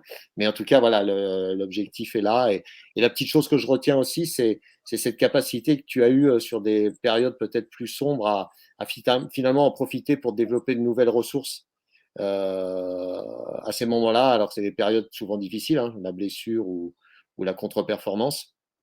Et voilà, et donc, voilà, ce naturel, cette aisance, voilà, qu'on retrouve, ce relâchement finalement qu'on retrouve sur la piste et qui te fait performer, hein, Baptiste, je pense que c'est exactement ça. C'est ça, c'est le bon mot, relâchement, ouais. Fraîcheur et relâchement et ouais, c'est ça que je trouve, c'est comme s'il y avait, le plus beau était à venir, voilà, un peu de relâchement qui laisse, venir le meilleur. Alors, du coup, j'ai effectivement quelques questions, Baptiste, à te transmettre.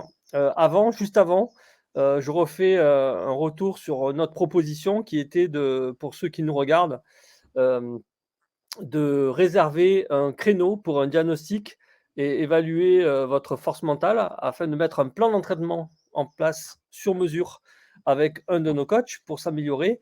Heu, alors pourquoi en fait on propose un diagnostic? Et justement Stéphane, Thierry et Baptiste, hein, aussi, pourquoi en fait c'est important de partir d'un diagnostic au départ pour, envisager, heu, une évolution et un développement et une amélioration de ses capacités, que ce soit physiques ou mentales? Déjà, voilà, qui veut bien prendre la parole? Thierry, Stéph? Bah, vas-y Stéphane, puisque, toi tu as Baptiste avec toi, donc, Je sais pas s'ils ont pas des problèmes de connexion. ouais, j'ai l'impression que ça se fiche par moment. Ouais. Ah, tout-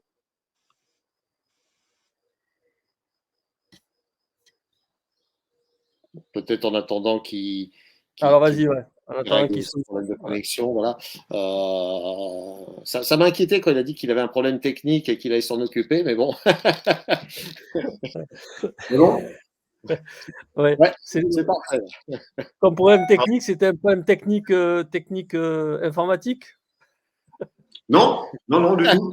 Non, non, non, Ouais, parce que comme ça marchait plus, on s'est dit peut-être que là, ça remarche, c'est bon. C'est bon. ouais. Ok, non, non, oui, enfin, bon, j'ai changé de réseau. Voilà. Bref, Ah ouais. qu'est-ce que la question? Diagnostic. Voilà, diagnostic. Oui, Diagnostic, ouais. bah, c'est Pourquoi important. pourquoi partir d'un diagnostic? Pourquoi partir d'un diagnostic? Voilà, en fait, l'idée, c'est de pouvoir de ne pas appliquer des recettes et d'avoir une réponse qui est vraiment dédiée et singulière à la personne qui est en face de vous. Parce que voilà, on est quatre. Je pense que face à une compétition, si on a des blocages, on aura quatre manières de se bloquer différentes et quatre freins différents et quatre origines de freins différentes. Et on ne peut pas appliquer un système global à un individu donné. Donc l'idée, c'est d'être au plus près de sa problématique, au plus près de la réponse qui est attendue et surtout de l'efficacité derrière, de justement passer ce blocage. Comme en médecine, quoi. Si tu n'as pas un diagnostic correct, tu ne peux pas faire un traitement correct, même si on ne parle pas de traitement ici, mais le process est le même, quoi. Ouais, bien sûr et encore plus, l'importance, que ce soit individualisé et personnalisé. Exactement. OK. OK et justement, Thierry, selon toi, si on s'aventure, et on écoutera Baptiste là-dessus aussi, c'est si on s'aventure à, vouloir, se passer, tu vois, d'un travail mental ou au contraire de se dire: «Tiens, moi j'ai la capacité de faire, ce travail mental seul, et je peux me débrouiller, voilà, sans aucune aide». C'est quoi le risque, selon toi? Alors, je pense que Baptiste nous l'a parfaitement expliqué, c'est-à-dire que on a quelque chose d'extraordinaire qui s'appelle notre ego, qui nous protège et qui nous aussi nous fait réaliser pas mal de choses dans la vie. Mais un de ses grands rôles, c'est de nous éloigner de tout ce qui nous fait peur, de tout ce qui pourrait, j'allais dire, se présenter comme un obstacle insurmontable. Et donc, comme Baptiste l'a expliqué, bah, finalement, on se pose toujours les mêmes questions. C'est-à-dire que Mmh. c'est comme ce petit hamster dans la tête, là, voilà, je ne performe pas, est-ce que je m'entraîne pas assez? Ben oui, je m'entraîne pas assez. Enfin, on va toujours se poser les mêmes questions, donc en fait, on va plutôt se donner les mêmes réponses et avoir du coup ben, les mêmes comportements et les mêmes résultats à nouveau, quitte à arriver à la blessure. Et là où Baptiste l'a très bien expliqué, c'est dans son approche avec Stéphane, c'est ces questions que Stéphane lui a posées que Baptiste ne se posait pas. Et même quand je le regardais, il en souriait parce que c'était pourtant pas des questions extraordinaires. Hein. On n'invente rien. Hein. C'est Quand des même, questions. quand même. Oui, enfin, oui, sans Stéphane, elle ne serait pas arrivée. Je l'ai bien dit, Stéphane. Mais voilà, c'est vrai que j'aimais beaucoup le visage à Baptiste à ce moment-là. C'est que ces questions-là, en fait, c'était grâce à Stéphane, le grand, l'unique, le formidable Stéphane, il a su poser les bonnes questions au bon moment. Et ces questions-là ont amené, en fait, Baptiste à enclencher un travail personnel. Et comme tu dis, les questions, je crois que tu parlais de clés pour tes ressources. Et ben finalement, je pense que les clés, c'était ces questions-là. Ces questions qu'on ne parvient pas à se poser seul, qui, par l'intermédiaire de Stéphane, là, ont permis justement d'ouvrir certaines parties de ce cerveau qui est rempli de ressources, mais que parfois il est très difficile d'aller chercher pour différentes raisons, et c'est ce que vous avez travaillé ensemble. Donc voilà, pour moi, l'approche seule amène très souvent à se tromper. S'en sortir seul, c'est prendre la décision justement de ne pas rester dans ce qui se passe et ce qui ne nous convient pas, mais c'est plutôt aller chercher des gens qui ont une expertise, des compétences à nous amener à nous révéler nous-mêmes. Ok. Alors justement, on parle de questions, on va tester tes compétences, Steph, en questionnement, justement. Alors, quelles questions tu poserais à ceux qui ne prennent pas ce rendez-vous pour faire leur diagnostic et avoir un plan d'entraînement mental? Je sais pas, en ayant entendu Baptiste et ses expériences, son expérience, quel intérêt ils auraient à ne pas essayer, à ne pas appeler, juste pour échanger et pour avoir voilà, peut-être des éclaircissements, des lumières, d'autres questions qui leur seraient posées et qu'est-ce qu'ils ont à perdre, quoi, sincèrement. Ouais.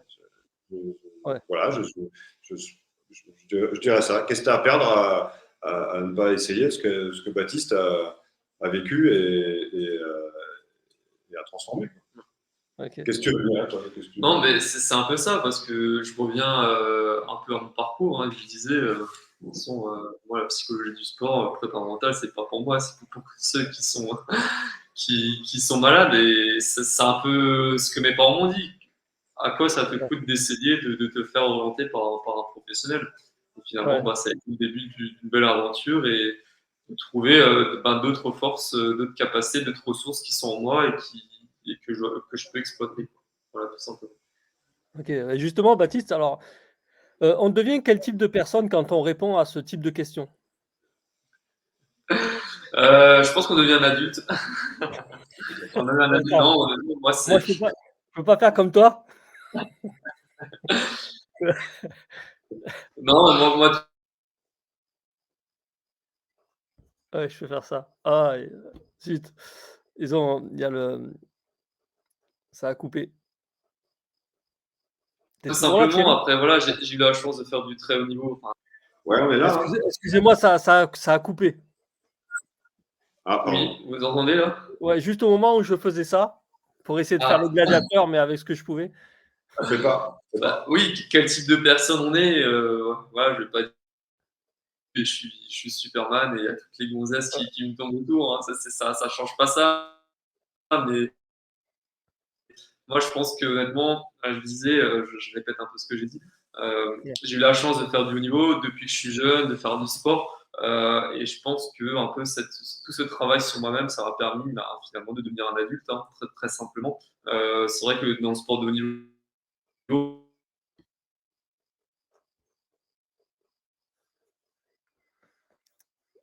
Pas sûr que le réseau qu'ils aient choisi, ce soit le bon. on dit toujours, on gâche notre adolescence, on profite pas assez. Je vais changer à nouveau. Ouais. Ouais. Ça a coupé.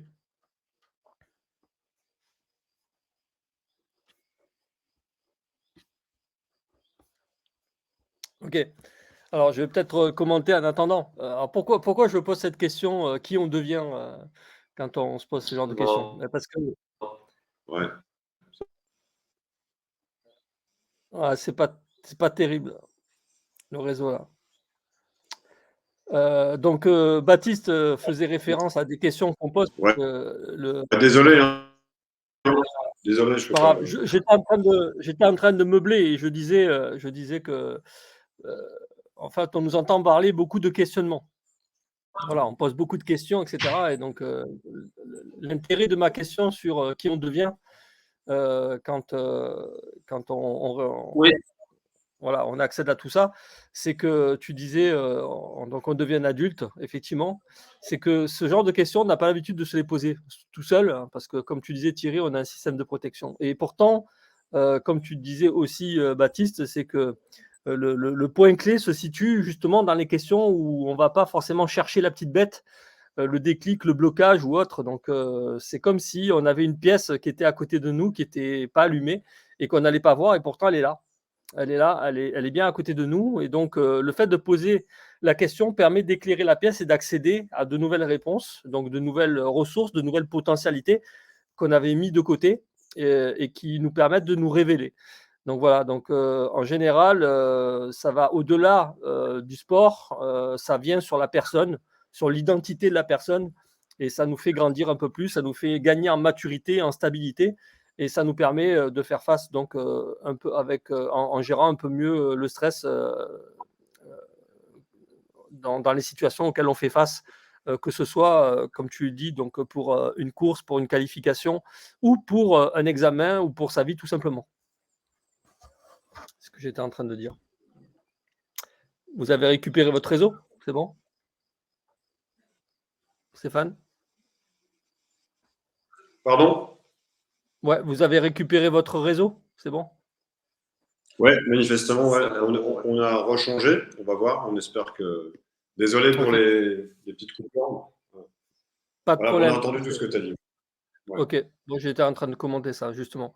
Et dernière question, Baptiste, avant que je te propose des questions du public, c'est est-ce que tu sens un impact dans ton environnement avec justement cette évolution et ce développement dont tu nous as parlé? Alors, un impact, oui, oui, ben, déjà autour de moi, je sais que j'étais quelqu'un d'assez grognon quand j'étais jeune et qui était toujours un petit peu, je veux dire, en confrontation, voilà, un peu avec mes parents, quoi. Des fois, j'étais un peu, je vais pas dire l'enfant turbulent, hein, mais gronchon et qui des fois se mettait un peu en travers des parents. Et l'an dernier, c'était d'autant plus vrai parce qu'à l'approche des jeux, ben, je devenais un peu irritable, un petit peu tendu et je le répercutais beaucoup sur ma famille. Mais je pense que honnêtement, sans ce travail-là, ça aurait été 3 fois pire. Honnêtement, ça aurait été 3 fois pire.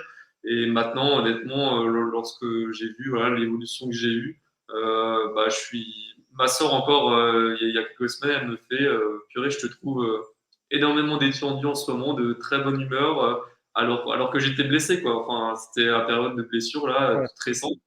Et rien que ça, je me suis dit, ah ben effectivement, ouais, même sur mon environnement, sur mes proches, finalement, je veux dire, ma bonne humeur et aussi voilà, la manière de savoir qui je suis, de où je vais, faire mon petit chemin de vie, ça a des répercussions derrière sur ses proches. Et je pense que lorsqu'on rayonne, enfin, on arrive à être OK avec soi-même, toujours ça, et rayonner de l'intérieur, et ben, ça se sent chez ses proches. Et en fait, c'est un cercle vertueux, quoi. Quand c'est proche, ben, on leur gueule pas dessus et qu'ils sont là aussi contents que nous d'être là, ben, ça peut que être bien se passer, même malgré les difficultés qu'on traverse. Hein. Je parle pas que du sport, hein. J'ai eu malheureusement des événements familiaux qui très douloureux, voilà. J'ai perdu des proches dans les mois qui ont précédé et ça a été quelque chose de très dur. Mais je pense que toute cette approche, voilà, c'est une chance d'être un sportif de niveau. Cette approche mentale me permet justement de grandir et de m'élever au quotidien. Voilà. Ouais. Oui, on est clair que tout ça n'évite pas les problèmes, mais ça nous arme un petit peu mieux face aux problèmes, quoi, justement. C'est ça. Ouais. Ok, ben écoute, merci pour tout ça et voilà, ta transparence et voilà, tu n'as rien caché et c'est vraiment super. Je pense que tu as donné de bons tips à ceux qui nous ont regardés. Alors justement, je vais te faire part de quelques questions. Alors la première que je trouve un peu rigolote, mais bon, je ne sais pas qui c'est qui a osé poser cette question, mais bon. Euh, la première, donc est-ce que c'est pas trop chiant de répondre aux questions de Stéphane? Honnêtement, au début, ouais, je l'ai déjà dit des fois, mais honnêtement, des fois, c'est un peu lourd parce que j'ai l'impression, il te pose 15 fois la même chose, mais d'une forme différente, quoi. Et en Ouais, fait, des fois, ça m'embrouille un peu mon esprit. Et même des fois, je peux bloquer pendant, je sais pas, pendant 5 minutes, mais je n'ai pas la réponse, quoi. ouais, Et c'est vrai que des fois, c'est difficile, mais moi, ça me fait rire parce que je sais que, en fait, les questions qu'on peut pas y répondre, c'est que il y a quelque chose à travailler dessus. Donc voilà. Après, honnêtement, je disais en introduction, des fois, quand on essaie de te tester, alors qu'on fait une séance d'ostéo, des fois, c'est un peu, je ne veux pas dire c'est emmerdant, mais des fois, c'est quand on est en train de souffrir parce qu'il est en train de nous débloquer le dos, quelque chose, on réfléchit en même temps à la question. On optimise, voilà. on optimise. Le timing, c'est sûr. Ouais. Optimisation de la perf, ça s'appelle. Voilà. c'est ça. Mais non, mais après, toutes les questions sont bonnes à prendre et toutes les questions sont là pour un seul et même objectif. Donc, c'est ce qu'il faut se dire. Voilà. Ouais. Ok. Je voulais remercier à titre personnel celui ou celle qui a posé la question. Ouais, je transmettrai. Vous êtes bien urbain. Alors, et par contre, tu parlais, dans ton discours, tu disais que tu te posais tout un tas de questions, etc. Pas celle du coach, hein, toi-même. Tu te demandais pourquoi ici, comme ça. Enfin, il y avait beaucoup de questions sans réponse finalement. Et donc, la question, c'est pourquoi tu te posais toutes ces questions? Alors, pourquoi je pose ces questions? Tout simplement parce que je progressais plus et parce que ouais, c'est ça, parce que je progressais plus et c'est ce que je disais en introduction. Je voyais mes concurrents directs qui étaient meilleurs que moi, que j'avais toujours battu par le passé. Je voyais que j'étais blessé et en fait, c'est des questions bêtes. Hein. C'est pourquoi moi, pourquoi je suis blessé, pourquoi ça arrive à moi, je suis malchanceux. D'accord. C'est tout simple, hein. C'est parce que je progresse pas et parce que je vois mes objectifs finalement s'éloigner. C'est un peu ça Ouais, d'accord. le problème, quoi. Ok. Donc, au final, quelque part, à travers ces questions, tu cherchais à raccrocher à tes objectifs qui semblaient s'éloigner, quoi. C'est ça. Ok. Ok. Et tu parlais qu'il y a eu une transition jeune, après course, où tu as pris conscience d'un certain nombre de choses, donc les médias, etc., qui tu avais comme concurrent sur la piste avec toi. Justement, en quoi le changement de statut t'a perturbé, toi, personnellement? Moi, honnêtement, le changement de statut, c'est parce que c'est un peu débile, parce que moi, j'en rigole maintenant, mais en fait, c'était j'ai été très bon. Maintenant, je dois prouver que j'ai été bon. Il faut que je prouve encore que mon niveau que j'avais, je le mérite, quoi. C'était un peu ça le truc. Alors que non, j'avais pas besoin de prouver. J'avais montré que chez les jeunes, j'étais exceptionnel. J'avais pas besoin de montrer dès l'année suivante que je méritais ce niveau chez les jeunes. Et c'était vraiment ça le fond du problème. Voilà. C'était un peu cette pression-là que je me disais est-ce que je suis légitime? Est-ce que je suis légitime? Est-ce que ces performances, je les mérite vraiment, quoi? Et ça a été un sacré casse-tête. Encore récemment, on en a parlé avec Stéphane. C'est cette question de légitimité qui m'agace des fois certains jours, quoi. Voilà. D'accord, ok, compris. Et dans le même style, il y a quelqu'un qui pose la question, pourquoi penser au résultat, ça perturbe finalement? J'imagine que cette personne se dit, penser au résultat, ça doit permettre de mettre dans les meilleures conditions. Or, tu as dit, effectivement, et nous on le sait aussi, hein, que se projeter sur le résultat, ça perturbe. Pour toi, en quoi c'est perturbant de se projeter sur le résultat? Ça me c'est ce que je disais. J'ai pris un exemple. C'est il faut. C'est ça qui me revient de en tête. Si je me projette sur le résultat, c'est il faut. Et c'est pas comme ça qu'on fait pour faire des belles courses et des belles compétitions. L'approche Ouais, qu'on a, c'est pas le travail qu'on a fait, c'est le résultat. C'est le résultat. On verra à l'arrivée. On fait les comptes à l'arrivée. Au début, c'est les compteurs à zéro. Voilà, on court en notre capacité et les résultats, c'est à la fin. Voilà. Après, honnêtement, moi, je fais un sport où, voilà, il y a un premier, un deuxième et un dernier. Euh, du moment où je cours pour gagner la course, je peux être certain que j'aurai le meilleur résultat possible de la course. Voilà, donc rien que ça, c'est comme ça que je l'aborde. Donc voilà, déjà, rien que si je gagne la course, je suis sûr d'avoir le meilleur résultat par rapport à mes concurrents. Donc déjà, courir pour gagner, c'est résultats en découlera derrière. Voilà, c'est comme ça Ouais. qu'on travaille ensemble, quoi. Et après, voilà, les résultats sont là parce que les jours où j'ai réussi à se détacher de ce résultat, ben c'est le jour où les résultats sont tombés, les records sont arrivés, quoi. Ouais. C'est Ouais, pas hyper facile à comprendre, mais c'est cette démarche-là qu'il faut avoir parce que ça engendre une pression derrière et il faut, je dois, qui nous conditionne trop, qui nous crispe un peu. C'est comme ça qu'on est tendu en fait sur une nouvelle étape. voilà, c'est ça, ouais.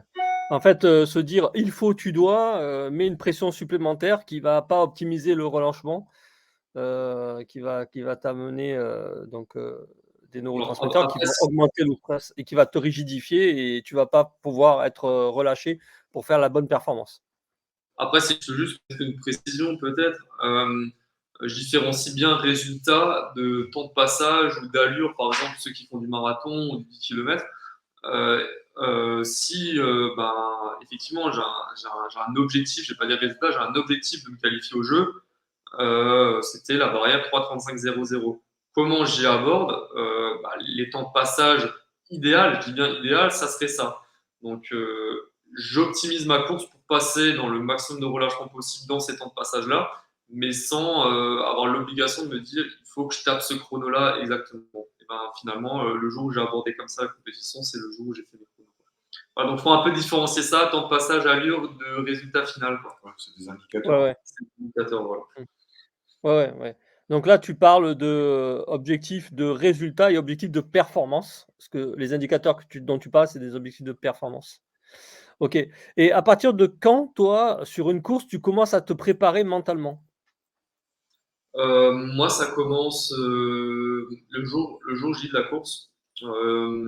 Honnêtement, là où ça commence vraiment, c'est à la sortie de la sieste.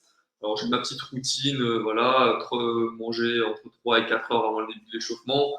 Dernier repas, je fais ma sieste et je sais qu'une fois que j'ai fini ma grosse sieste, je fais généralement entre 1h30 et 2 heures de sieste avant les compètes, qui ont souvent lieu en soirée. Je sais que lorsque je sors de la sieste, là, c'est bon, je suis en mode compète. Maintenant, tout est millimétré. On appelle ça avec Stéphane le rétro-planning. Donc, à telle et telle heure, H-3, H-4 de la course, qu'est-ce que je fais? Alors, tout est millimétré, je sais exactement ce que j'ai à faire. Et en fait, c'est comme ça que finalement, mon capital confiance, c'est que je vais commencer à monter un peu en température pour être vraiment dans ma bulle et de 100% de ce que je suis en compétition. Donc, c'est vraiment à la sortie de la sieste. Après, voilà, je dis, on fait aussi quelques débriefs d'avant-course avec Stéphane pour savoir comment je dois aborder la course. Alors, c'est un peu paradoxal par rapport à ce que je disais. Est-ce que le coach, il accompagne l'athlète en compétition Le coach mental, il est là la veille. Mais honnêtement, quand je dis, je rentre dans ma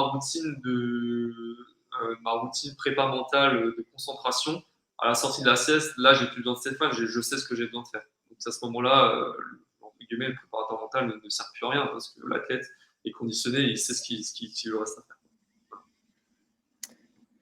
OK, merci, Baptiste. Alors bon, après, on a une dernière question, mais bon, on a déjà répondu, je pense. C'est pourquoi une personne ne fait pas la démarche, de se préparer mentalement alors que les bienfaits sont prouvés?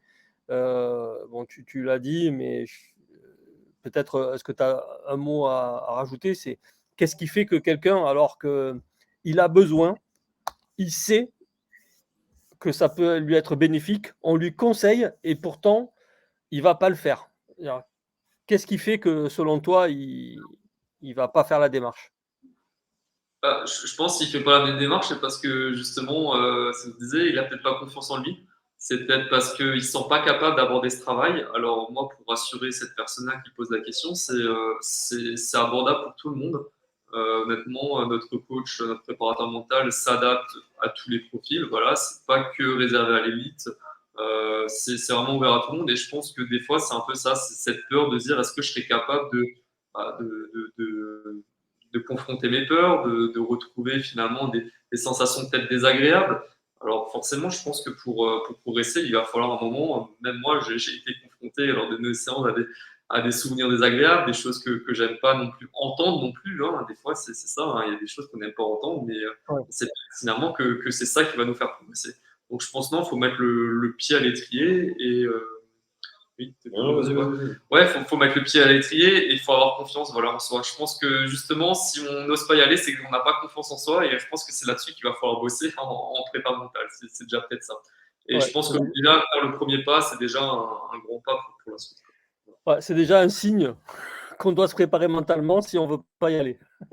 Je pense, oui, non, c'est vrai. Moi, je revois mon parcours, c'était un peu ça. Finalement, je dis, oh non, c'est pas pour moi, ça, je suis pas malade, mais en fait, si, c'était ça le problème. Il fallait que j'aille voir ça, quoi. Ouais, bien sûr. Bien sûr. Stéphane, tu veux lui rajouter quelque chose? Ouais, il y a l'idée d'avoir toujours l'histoire de l'optimisation de la performance, c'est-à-dire que pour moi, évidemment, qui suis prep mental, pour moi, ça fait partie intégrante de la recherche de performance, au même titre que la préparation physique, au même titre que les notions tactiques, au même titre que, quelle que soit la physiologie, la santé. C'est une problématique. Et effectivement, le sport a une culture de gagnant, d'image, de force. Et effectivement, peut-être aller vers un préparateur mental, c'est considéré peut-être comme une faiblesse et que c'est pas bankable dans ce milieu-là. Et ça, c'est une première chose. La dernière chose, c'est que je pense qu'il y a aussi une méconnaissance de ce qu'on peut faire, de ce qu'on fait. Et cette méconnaissance-là, c'est à nous aussi d'éduquer ou de donner, je vais dire la parole, mais c'est pas exactement ça. C'est expliquer aux gens peut-être un peu mieux et un peu plus, comme on fait ce soir par exemple, mais ce que ça peut être, comment ça se passe et faire connaître cette discipline au monde du sport peut-être un peu mieux que ce n'est fait actuellement, quoi. C'est une réflexion purement personnelle. Voilà. Merci Steph. Thierry, tu veux rajouter quelque chose à ce sujet? Je vais juste, je vois que Lloyd nous a passé une question Vimeo là, de François, je crois. C'est intéressant d'y revenir puisque donc, j'espère que je comprends bien la question. Quand il dit la zone de performance est plus une évaluation qu'un jugement anxiogène. Alors, je pense qu'il veut dire qu'effectivement, c'est temps de passage, comme tu expliquais et tout ça. Je pense que il me semble que toi, ce que tu essayes de nous expliquer, c'est que tu es plus dans un objectif, en plus, face aux questions de Stéphane aussi, c'est-à-dire par rapport aux questions, est-ce que tu mets en place, un objectif de maîtrise plutôt qu'un objectif de résultat. Parce que voilà, si on maîtrise sa course, si on maîtrise son sujet, on fait une excellente copie. Si j'ai donné le maximum que je pouvais, le résultat suivra. Et c'est peut-être paradoxal, quand j'ai entendu ça la première fois, Stéphane, je dis mais qu'est-ce que tu me racontes là? Et il suffit que ça marche une fois, qu'on comprenne que c'est comme ça qu'il faut aborder les courses. Et quand je reviens de nouveau par mon passé chez les jeunes, en fait, c'est un peu ça, c'est un peu cette histoire d'insouciance. L'insouciance, on ne pensait pas forcément le résultat que j'allais faire à l'arrivée. Et si grosse perf chez les jeunes, parce qu'à l'époque, je ne m'étais pas vraiment formaté à me dire j'ai tel et tel objectif. Il faut absolument que je fasse cette performance-là. Voilà, c'est comme ça que je le vois. Ouais. Mmh. Pour François, ça me rappelle un de nos préceptes que, il n'y a pas d'échec, il n'y a que des résultats. C'est-à-dire qu'en gros, par rapport à un objectif que je me fixe, si effectivement je suis en dessous, ce n'est pas un échec, c'est juste, l'écart qu'il y a entre, aujourd'hui, ma capacité, à atteindre, un objectif, à produire, une performance et l'objectif que je me suis fixé. Donc ça laisse un delta, un écart, de mon progrès, quoi. C'est juste une information finalement, que l'on obtient quand on fixe des indicateurs comme ça. Et donc évidemment après, en fonction des indicateurs, qu'on se fixe et auxquels on doit répondre, ça nous donne, ce qu'on est capable de faire ou pas. Et donc de s'insérer dans dans notre domaine de compétences et pas viser trop haut pour pas se mettre, à l'envers, voilà, et pas trop bas pour ne pas être trop dans le confort. Donc, dans ces objectifs de performance, effectivement, ce n'est pas un jugement anxiogène, mais juste un écart, qui me permet d'évaluer éventuellement là où j'en suis par rapport à ce que je me suis fixé et donc de déterminer après tout un plan d'action pour arriver à ce que je me suis fixé. Mais ça reste une information, dénuée de toute, émotion. Voilà, mais ça, c'est pas facile toujours à évacuer, selon le dialogue interne qu'on a dans sa tête. Voilà. Et donc qui provient de notre personnalité. Bref, je ne vais pas repartir sur un cours. Merci en tout cas pour vos interventions. Merci beaucoup Baptiste pour ta franchise et ta sincérité. Voilà, c'était super plaisant et j'ai passé un très très bon moment en votre compagnie. Il est l'heure là maintenant, je pense qu'on a, enfin moi perso, j'ai plus vu de questions. Lloyd, on le remercie aussi à la technique qui nous a préparé ce webinaire. Je crois qu'il n'y a plus de questions. On va pouvoir clôturer et être pas trop mal dans le timing. Voilà. Merci beaucoup Baptiste pour tout cet apport et ce témoignage. Je vous souhaite une bonne fin de soirée et je vous dis peut-être à bientôt, une prochaine fois. Merci Baptiste et bonne route et j'espère te voir à Paris. Je crierai très fort dans le virage. Merci beaucoup à tous. Merci Ciao à à tous. tous. Stéphane, salut, Irène. Ciao.